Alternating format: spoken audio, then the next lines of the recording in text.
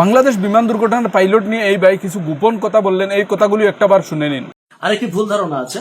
আমাদের অনেক ভাই দেখলাম প্রশংসা করে আমাদের যিনি পাইলট ছিলেন তার সম্পর্কে বলেছেন যে উনি চাইলে একটি ইজেক্ট বাটনে চেপে নিজেকে রক্ষা করতে পারতেন, কিন্তু তিনি বাচ্চাদের কথা চিন্তা করে সেটি করেননি, বরং বাচ্চাদের সাথে নিজেও প্রাণ দিয়েছেন। হ্যাঁ, ঘটনাটা ঠিক, কিন্তু আপনাদেরকে জানিয়ে রাখি আমিও স্পটে ছিলাম।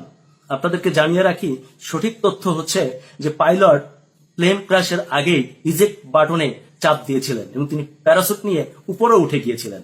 আমরা স্পটে সেই প্যারাসুটের বেলুনটিও পরে থাকতে দেখেছি, যার ফলে প্লেন যে ভবনে ক্র্যাশ করেছে প্যারাসুট এবং পাইলট অপর ভবনে ধাম করে পড়ে গিয়ে একটা রুমের মধ্যে ঢুকে অর্ধমৃত অবস্থায় ছিল এবং সেখান থেকে সেনাবাহিনী ওই পাইলটকে উদ্ধার করে এবং সিএমএইচে নেওয়ার পর তিনি মৃত্যুবরণ করেন।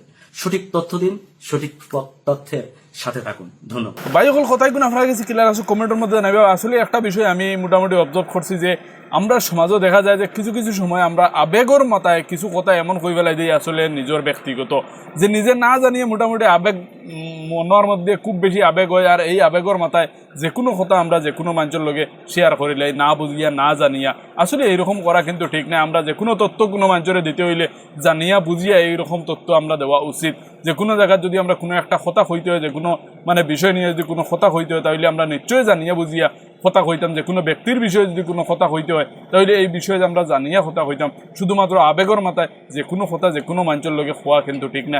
এই ঘটনাটা আপনারা শুনতে পারছেন যে পাইলটের ঘটনা, এই ঘটনা নিয়ে আপনার মতামত আপনি কমেন্টে জানাইবা। এখন পর্যন্ত যদি আপনি শেয়ার মারছেন, শেয়ার মারি লাইক করে দিবে। আসসালামু আলাইকুম।